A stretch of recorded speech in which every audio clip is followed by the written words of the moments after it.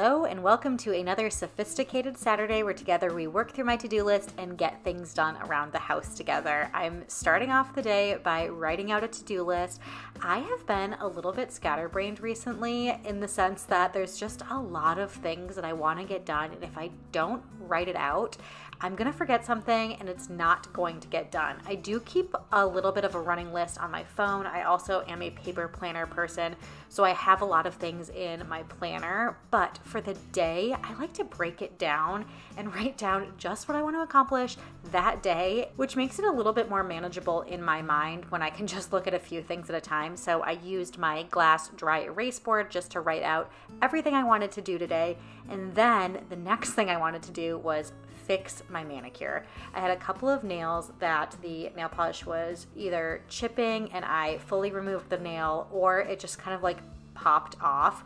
So I thought I would use this as an opportunity to show you how I do my gel manicures, and the supplies that I use will be linked in the description box if you are interested in trying to do your own gel manicures at home. For me, they last a lot longer than doing regular manicures, and I love the fact that after I do them, I can just get on with my day and I don't have to wait for nail polish to dry. You'll see I do have gloves that I had on because most of the gel manicure lamps are UV and LED lights. So because there is that UV there, I want to protect my hands a little bit. So I put those gloves on, and I will link those in the description box as well. But it's a pretty quick and simple, easy process. I've found that the most important thing to do is to kind of rough up my nails a little bit with a file, and that helps to keep the polish on a lot longer.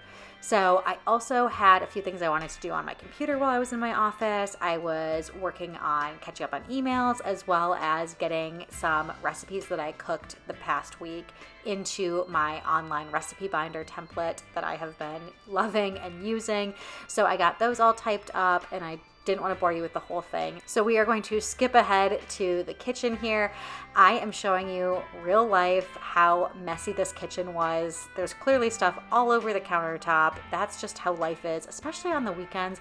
We are in and out of the house. We're running errands. We have 2 kids now. There's just a lot of stuff going on. So I needed to pick everything up, clean the sink out of dirty dishes, and I still had some clean dishes that needed to be put away as well.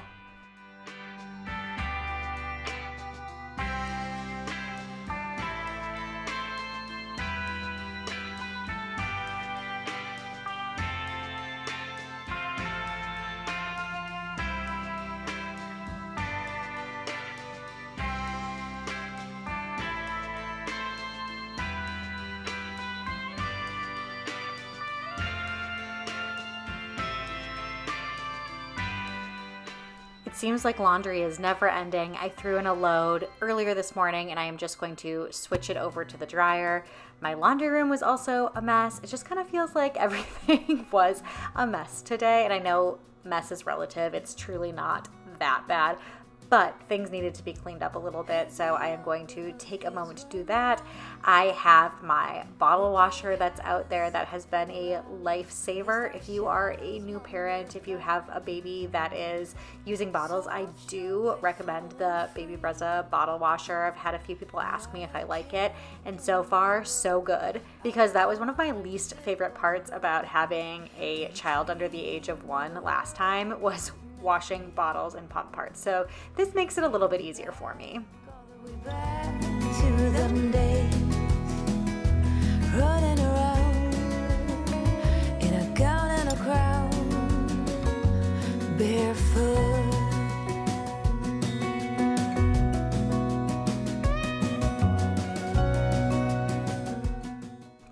Laundry room is all picked up, off to Owen's room where I'm going to make his bed. I'm gonna be honest here, I have not been really making his bed because we still don't have his bed frame, and it's impossible to make it on the floor, and it feels a little bit pointless just because it already feels like a mess to me that he has a mattress on the floor.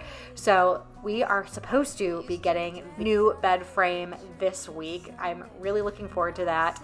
Might be interesting with him getting in and out of the bed with it being higher up, so we might have to get one of those toddler rails depending on how he does with it. So We'll see. The other thing that I do try to actually clean up, which I'm not always successful with, is putting all of his books back in his bookshelf.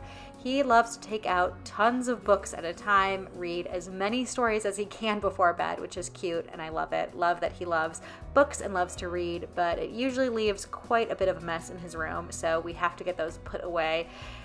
I want to say every day, but it, like I said, doesn't happen, so at least every few days I like to get his books put away.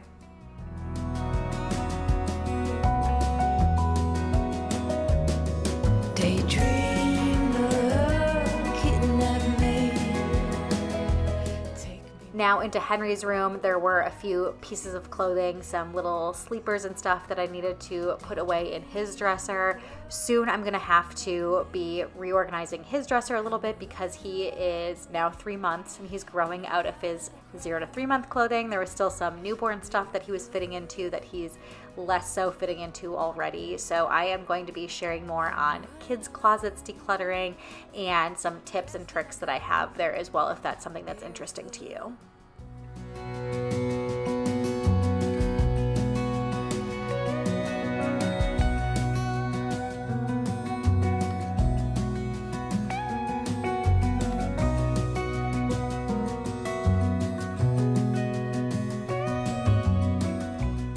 I've really enjoyed the way that I've been doing Henry's dresser this time. These dividers are really nice, and I love that they have sub-dividers within them, so they're not just the typical spring-loaded dividers. They have those extra parts to them as well, which has helped for smaller categories of clothing, and I've been labeling them, which has also helped a whole lot.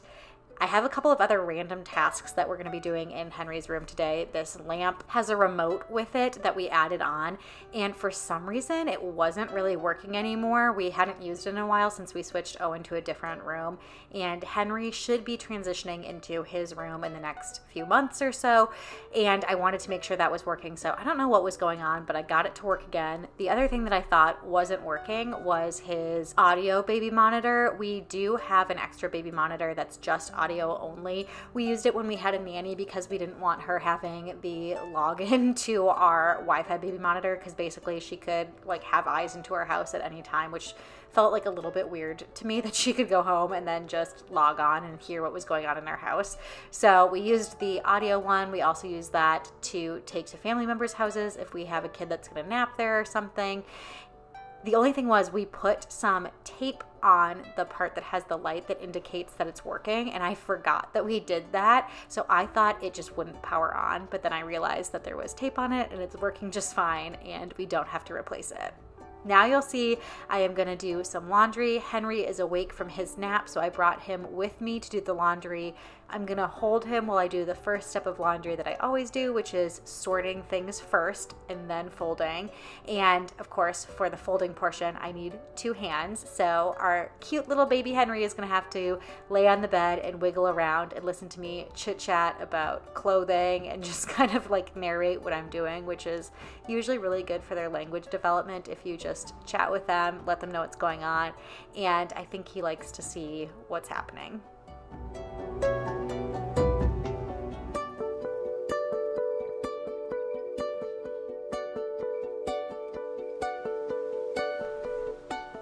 Luckily, most of this laundry, as it usually is when I do the whites, is Jim's laundry, and all I do for his laundry is just lay it out nicely so it doesn't get too wrinkled, and it doesn't take a lot of work for me to fold my laundry, and that was perfect because Henry was ready to go on the move, and the 2 of us are going to do a workout together. I'm going to show you some of the postpartum workouts that I've been doing from these videos that I watch from Kim Perry. I've mentioned her before. She's who I've followed on Instagram. I don't know how I found her, but I just organically found her, and she does both prenatal and postpartum fitness, and I bought her program when I was pregnant with Owen and have been doing her workouts ever since. And she has a couple of workouts to do while you're holding your baby, which is actually a lot of work, and Henry's probably on the young end to be doing this just because you want them to have really good head control so they're not flopping all over the place. So you'll see with a lot of these moves I am kind of wrapping my hand around and holding his head,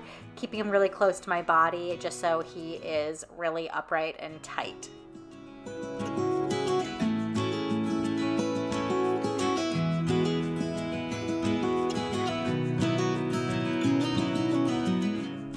I wanted to share this as well because oftentimes people leave comments like, how are you getting everything done? Especially now that you have 2 kids and a really young baby. And this is just one of the insights into how I exercise, how I did my laundry while having a young kid. I think a lot of times you feel like you have to be like just focused on your baby and you have to separate out everything. And if you do that, then it's really hard to have some me time. And I think kids really benefit from getting involved. Our older son, Owen, really likes to help with laundry. He's really into helping with the dishes right now. And this workout with Henry is like bonding time. It's closeness. I'm holding him. You'll see I'm doing little like push-ups here where I'm giving him kisses and he's wiggling all around. And as long as he's happy, I'm going to keep going. And if he's not happy, then it's totally fine. You'll see I have a pacifier for him, so I'll pick him up and hold him again if he's not having it, and we'll play a bit, or I can always just come back to the workout later. And you know what? Then I still got some movement in, and something is better than nothing.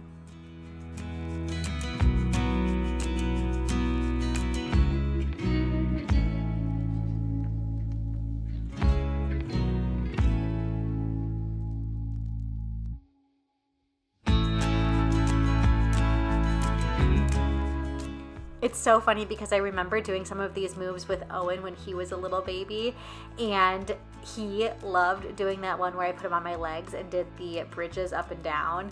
They then told us to like lift the baby up and down, and I think Henry was just too small for that, so I skipped that move and opted for the next one, which was to do these little side plank crunches. And so I had him on his back for one side, and the other side I figured, hey, this is a good opportunity for tummy time. I can chat with him while I do it, but he wasn't really a fan, so I picked him up pretty quickly there after I started stretching and decided to be done.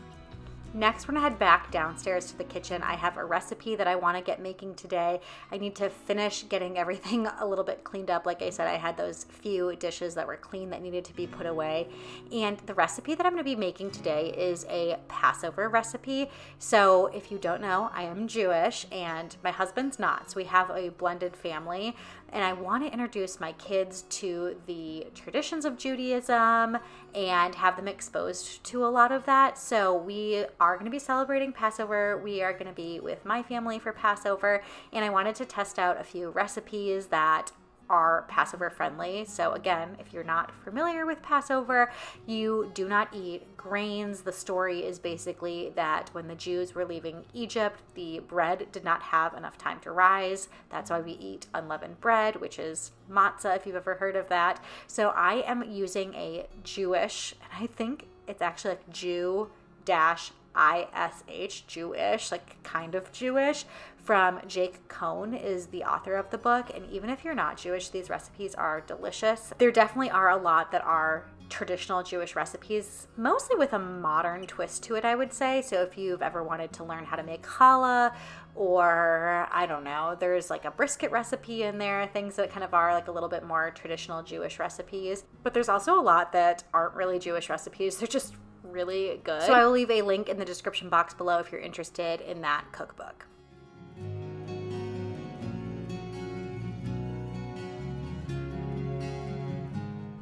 You'll see I'm chugging my matcha that I made. I really like making a matcha in the afternoons as kind of a little pick-me-up. I use oat milk, matcha powder, and usually just some honey and almond extract a lot of times. It's my favorite addition to it.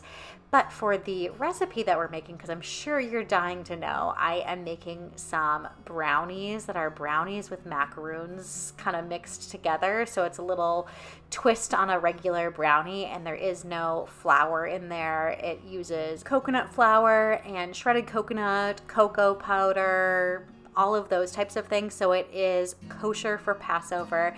And I think it's something that I am going to encourage my mom to have at our Passover Seder dinner, where we have all of our family and stuff and celebrate Passover and the Jews being freed from enslavement in Egypt.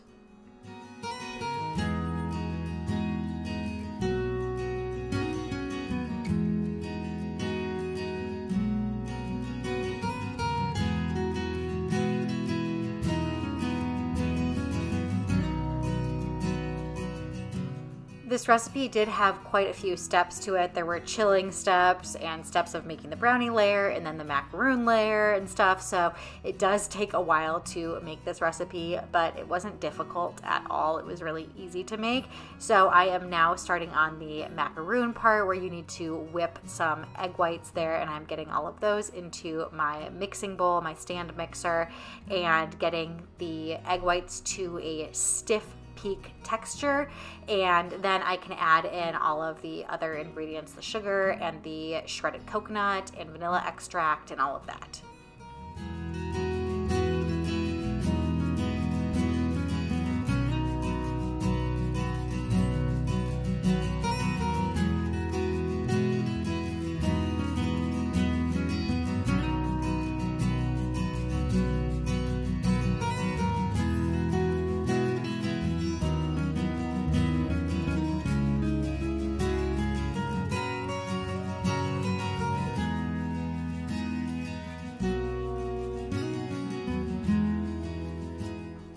After I got all of that mixed up, I am going to get the brownie layer out, pour this on top, and bake it in the oven. And the combination of the rich, creamy chocolate brownie with the light, fluffy coconut macaroon part on top was oh so delicious. Owen and Jim loved it as well. But I want to thank you so much for joining me for another Sophisticated Saturday. I hope you enjoyed this recipe. I will be sharing some more Passover friendly recipes as we get a little bit closer. And hold on for just a few more seconds, because at the end I'm going to show you the final after of what the brownies looked like. But until next time, I will see you all later.